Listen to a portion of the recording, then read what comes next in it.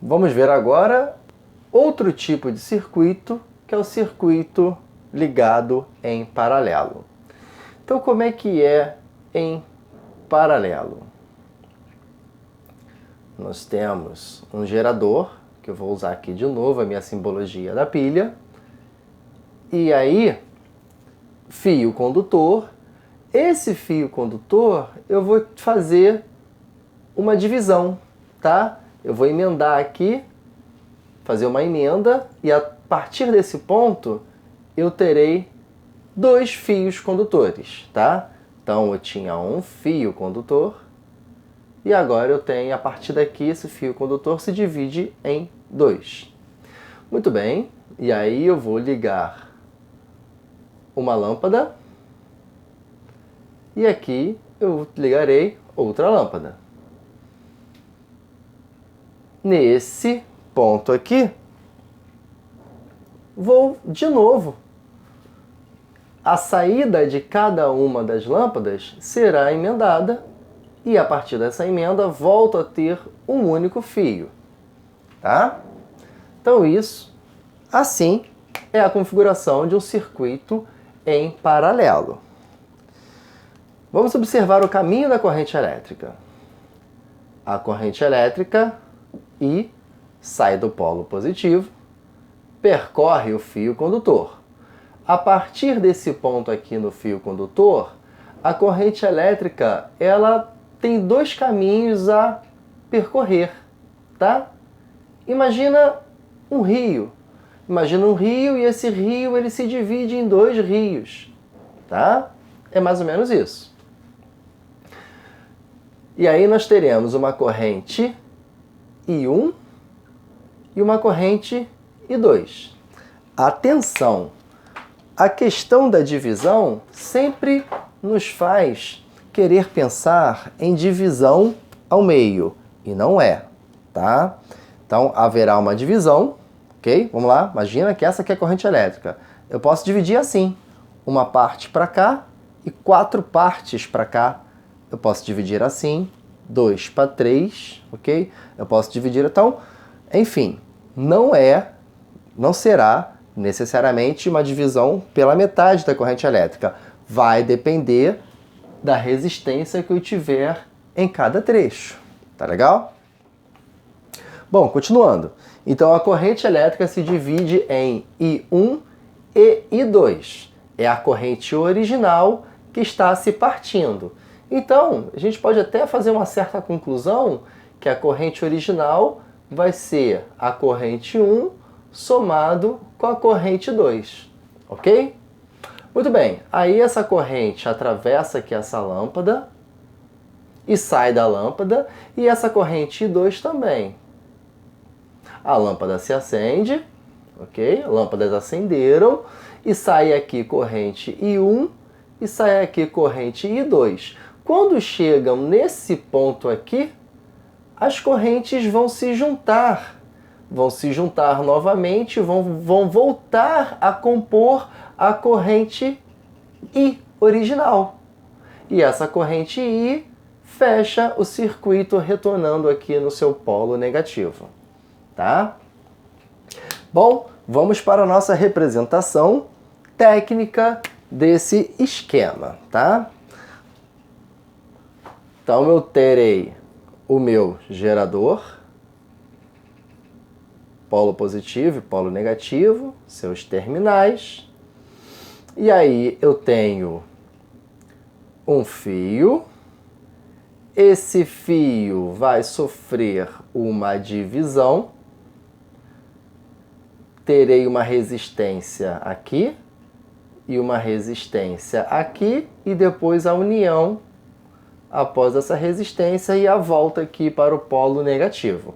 Pronto, essa aqui é a simbologia desse circuito em paralelo, né? Se chama em paralelo porque eu tenho resistores que estão seguindo fios paralelos, fios diferentes, tá? Diferentes a partir daqui, ok? Ó, aqui eu tenho um fio, aqui eu tenho outro, então eu estou numa condição de paralelo, tá?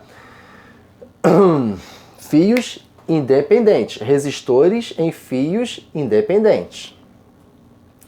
Então, de novo, corrente elétrica vai ser I até aqui.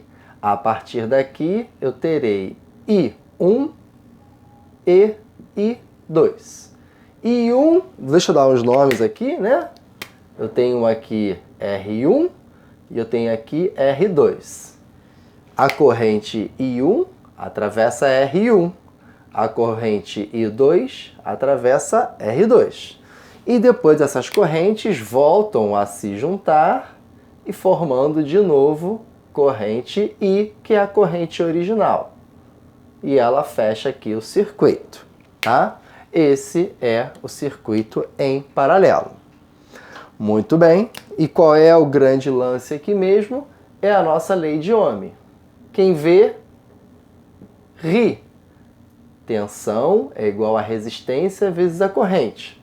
Só que eu tenho duas resistências e aqui na fórmula não cabe duas resistências. Nós temos que fazer, antes de aplicar a lei de Ohm, nós temos que fazer a resistência equivalente. Só que agora isso para o caso de resistores do caso em paralelo. Que a fórmula será diferente. A fórmula vai ser o somatório, só que vai ser o somatório dos inversos. Como assim? Ó, o inverso da resistência equivalente é igual ao inverso da resistência 1 mais o inverso da resistência 2. Tá? Vai dar um trabalhozinho, vai ter que fazer MMC, depois inverter, multiplicar cruzado, né? Mas a fórmula é essa aqui para se determinar a resistência equivalente para ser aplicada na lei de Ohm. E aí a nossa lei de Ohm vai ser V igual a REC vezes I. Lembrando que essa resistência equivalente é paralelo. Ok? A fórmula é a mesma. Eu só tenho que fazer uma alteração das resistências para uma que equivale a todas elas, tá? Ah, e se houvesse uma terceira resistência aqui, R3, né? Lógico que se houvesse uma terceira resistência, eu teria também uma terceira corrente elétrica, I3, né? Ou seja, essa I original se dividiria em 3 correntes para atravessar essa região aqui, onde eu tenho 3 resistores em paralelo. Bom, analogamente, é só nós somarmos aqui esse novo resistor, 1 sobre R3. E faz a conta e determina a resistência equivalente e aplica na lei de Ohm, tá?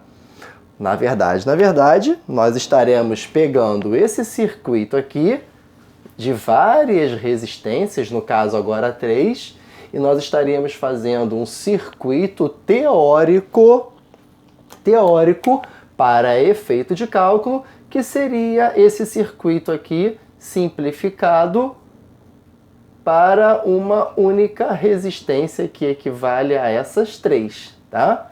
Aí eu tenho V, que é a tensão do gerador, a corrente elétrica I, e a resistência equivalente eu aplico a lei de Ohm usando uma resistência que é a equivalente, que vale para essas 3, tá? Faz uma substituição teórica para essas 3, certo?